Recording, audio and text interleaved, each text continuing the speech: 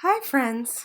It's my pleasure to be coming to you once again live from the Poetry Bookshelf for another episode of Strange Times Poetry Broadcast. I'm going to be reading 3 uplifting poems, one by Gary Young, one by Chen Chen, good friend, and one by myself. And our theme today is joyful mistakes or joyful errors. I'm sure there are going to be plenty in this video.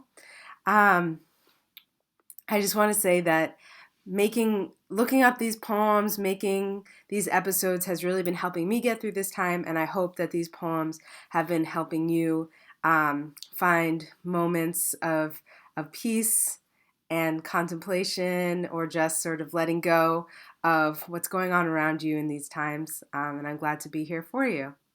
Um, so, in terms of joyful errors, um, I mean, I think it's sort of a cliche that, you can always learn from your mistakes. Um, there's not much more to say than that.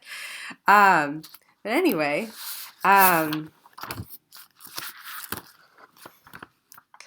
I feel like there's errors during this time. You can say errors have been made, but, that's sort of from the outside. In your own life, I think it's more about giving yourself the space to mess up that perfect schedule that you've made for all of your quarantine days, and just sort of allowing allowing yourself the space to hold the difficulty of this time with the opportunities that it can bring, and allowing those mistakes to happen. Because we just need to be gentle with ourselves right now. And sometimes being gentle is being joyful with our mistakes. All right. So the first poem that I'm going to read is from Pleasure by Gary Young. And it's from Heyday Books. So you should definitely go check them out. And it's a very short one. I know that bird calling out in the night. This isn't the first time he's mistaken moonlight for sunrise. I love it. It's just a perfect. Sometimes it's actually harder to write those really, really short poems. And this whole book, Pleasure, is just vignettes of, I would say, domestic pleasure, just moments just like that. The bird calling out in the night, mistaken moonlight for sunrise. All right. My next poem is a bit longer, and it's by Chen Chen from When I Grow Up, I Want to Be a List of Further Possibilities. And you can get it from BOA Editions. And it's called In This Economy. And I would say, unlike the previous poem where the mistake is sort of like on the part of nature and there's sort of a joy in that mistake, here it's almost like the mistakes are in the language, in the concept. Not that the author is making a mistake, but the way that the language kind of makes mistakes with common phrases, like sort of knocks up and like kicks up the rug on sort of certain mistakes and assumptions that we make in our own lives. And it's also joyful and hilarious at the same time. So I hope you enjoy In This Economy. People person seeks paid internship in liking you as a friend, respecting you as a coworker. Serial monogamist seeks change of pace in sledding it up for the summer. Animal lover seeks entry-level position teaching guinea pigs how to swim. Solitude lover seeks more of the same. I want to be as beautiful as carrot cake, as 3 firefighters shoveling out a fire hydrant after the snowstorm, as the whole city after a storm. I am knowledgeable in advanced aftermath. I am proficient in scowling. Often I am a counterculture pistachio on casual Friday. In one pocket, chapstick. In the other, racist comments from people who claim to be post-racial, or kind. If you'd like, I can alphabetize all my regrets, but I'll have to start from H. I like a good multi-purpose room, also multi-purpose flour.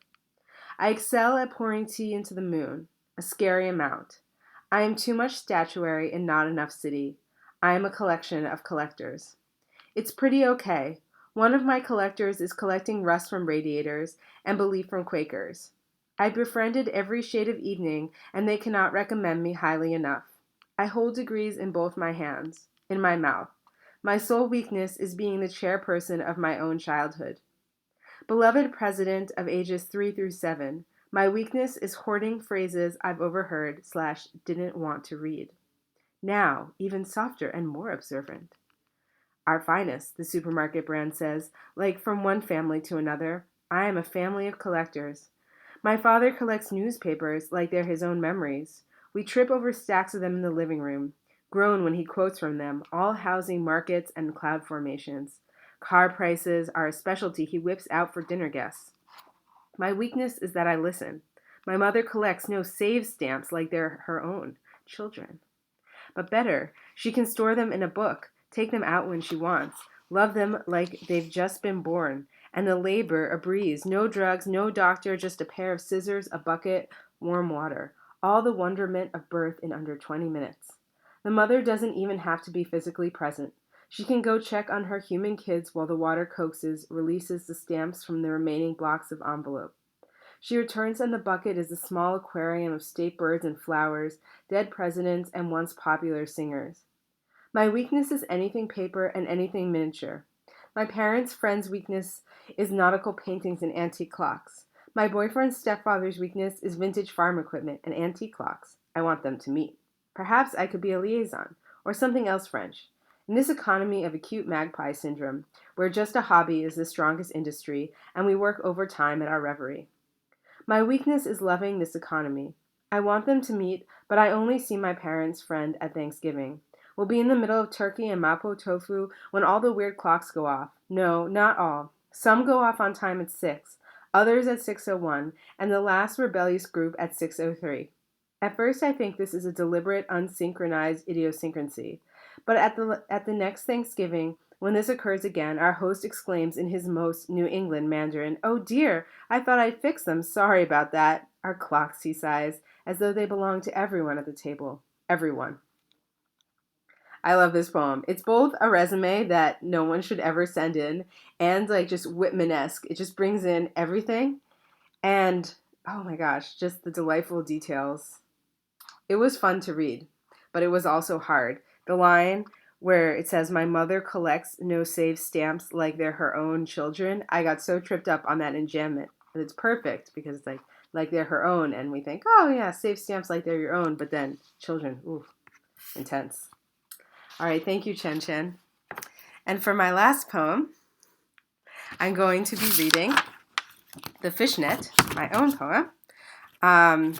It's not yet out in a book, but you can definitely check out more of my poems at the evolution in the Evolution of Parasites, which is published by Sibling Rivalry Press. All right, so The Fishnet. The fishnet I bought didn't work. The fish slithered through, their silver fins hands waving a final farewell. They were headed to primordial lands, waterlogged bracken and punch-colored coral. I still took out the boat every week. It was better to have a boat in the city than visit Central Park or plant a window garden. Even if the only sea bass I ever caught, I strung a hot dog on an earring hook, had a stomach full of soda tabs and cotton swabs. I wanted to go anywhere with a full horizon. All right. The fishnet I bought didn't work. That was the main mistake there. Thank you for joining me, and I hope to see you all tomorrow. In the meantime, stay safe, stay sane, and good night. Bye.